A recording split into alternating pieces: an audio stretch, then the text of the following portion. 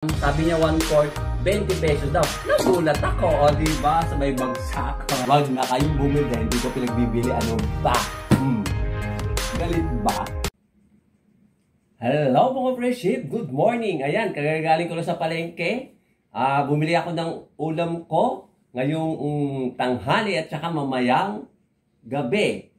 Na medyo maulan-ulan, maulan kanina, medyo nabasa ako. Ewan ko lang kung medyo mura itong nabili kong patola. Ayan, pagkahaba-haba ng patola. Alam niyo kung magkano bili ko dito? 10 pesos. Oh. 10 pesos lang bili ko rito. Ang isang kilo daw ata nito is 40. Pero hindi na tinimbang noong ale. Dahil suki ako noong ale. Basta ang sabi niya, magkano to kakong gano'n? 10 pesos daw. Hindi niya na tinimbang. Ewan ko kung sino yung nalugi sa amin dalawa. Siya ba o ako? Oh. Di ko alam kung sino.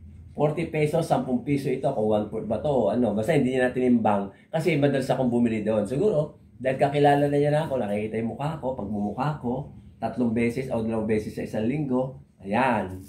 At eto, bumili ako ng ano, tawag dito, miswa, o diba? Miswa, tatlo, medyo mura ata ito, kasi ang bili ko dito, 3.10. 3.10 ito. Ewan ko bakit mura ata, 3.10. Mura ba to mga friendship? Ito, 10 piso itong tatlo, di ba? Ngayon, alam niyo na siguro kung lulutuin ko. Ito, at saka yun, miswa. Kasi tag-ulan ngayon, muulan. Ngayon ko lang susubukan magluto ng miswa.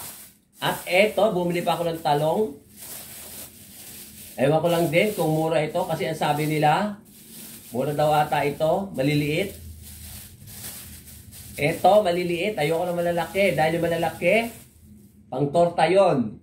Kailan ako nag-ulam ng torta? Palagi naman torta, 2, 4, 6, 8. Ang sabi ng ano, yun ito nga, binila, nagdidigay ako, ay nahulog ang talong. Ang talong, o di ba maliliit ang talong, hindi malalaki. Kasi, ang malalaki pang torta. Ito, panlaga daw, sabing ganun nung pinilihan ko ng upo. Baliwalo ito, ang isang kilo daw nito is 30. Ngayon, ang tinimbang nito, 13. May sukli ako 10 dito sa, kasi 20 inabot ko, may sukli ako dito 10. Tinatawaran ko ng ano, ng 10. Hindi niya binigay. Gusto niya talagang 13. Pero mura na to, di ba, mga friendship? Mura no to, kasi 8 13 pesos. Kasi nung mga nakaralinggo, pagkano 1 kilo ng talong, alam niyo kung bakit dito sa amin? 80 pesos, 60 pesos, 50 pesos, depende sa itsura ng talong. Eto, maganda naman itsura.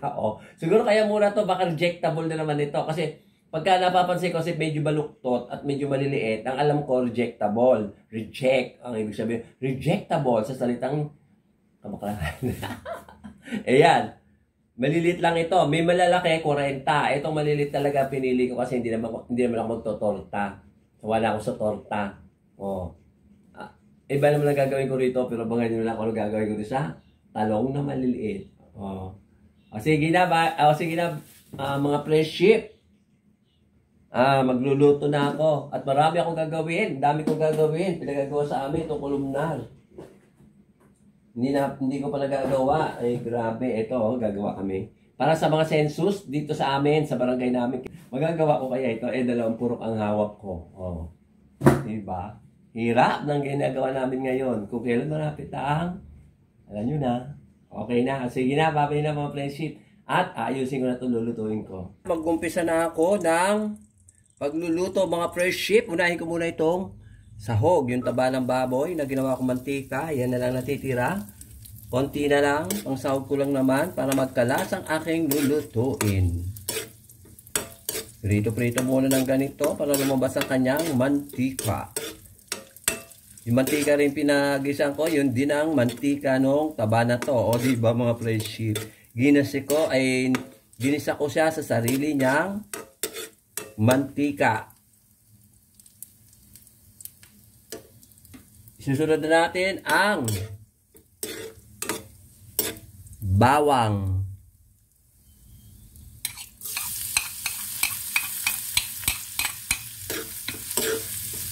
Yan, gisa-gisa.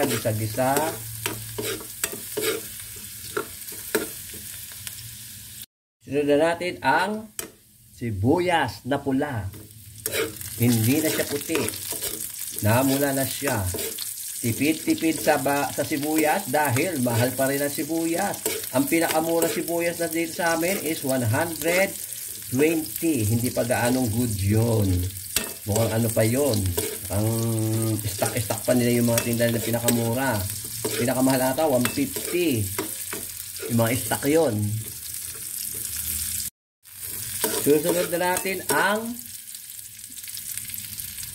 talong. O, diba? Meron nakita ng talong, ha? Naginisa, ha? At kasama itong patola. Lalagyan na natin ang paminta. Lagyan na natin ang mga panlasa. Ito, patis. Another pampalasa muna. At another pampalasa ulit. Diba dami pampalasa mga friendship. Tsaka halu-haluin. Ano kayo mangyayari dito sa luto kong ito? Napalagay nyo mga friendship. Tama ba itong ginawa ko? Ayun o. Tama ba itong ginawa ko mga friendship?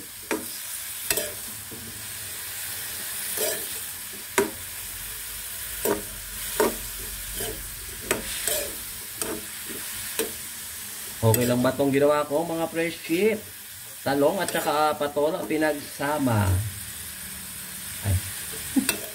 Takpan muna natin. Ayan mga friendship. Ito, lalagyan ko na ng sabaw.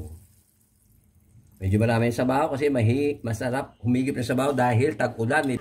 Marami ata sabaw. Pero okay na to mga friendship. Takpan ulit. Ito, kumukulo na mga friendship at ilalagay ko na ang pinakahuli. Oh, ngayon ko lang gagawin ito.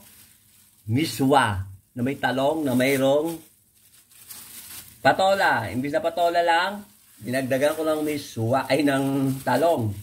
Try ko lang kung ano magiging lasa nito. Kung mababago ba lasa o ganun din. Kaya medyo maitim ang sabaw dahil doon sa talong. Dalawang supot lang nilagay ko. Iniwan ko yung isa. Baka naman sumobra sa dami. Ako lang mag-isa. Ang kakain. At wala si Empanada Boy. Sabi niya, dito siya kakain ngayong tanghali. Wala naman siya. Inindyan na naman ako ni Empanada Boy. Okay lang. Hindi ko naman pinagpipilitan na dito siya kumain. Siya lang naman may gustong kumain. Kasi nga, nag-aaral na siya mga friendship. Grade 11. Nahinto siya ng 2 taon o 3 taon na ata. Dahil nga nagkasakit siya sa puso. Kaya nahinto siya mga friendship last year. Takpan muna natin at mamaya luto na siya. Luto na siya mga friendship. At papatay na natin ang kalan. Yan ang aking finished foods. Nasa kawali, mainit-init pa, umuusok-usok pa. Yan ang aking pananghalian at saka mamayang hapunan. O, di ba? Ang dami. Ako lang mag-isa. Wala akong kasama. O, sige na. Babay na mga friendship. At kakain na ako.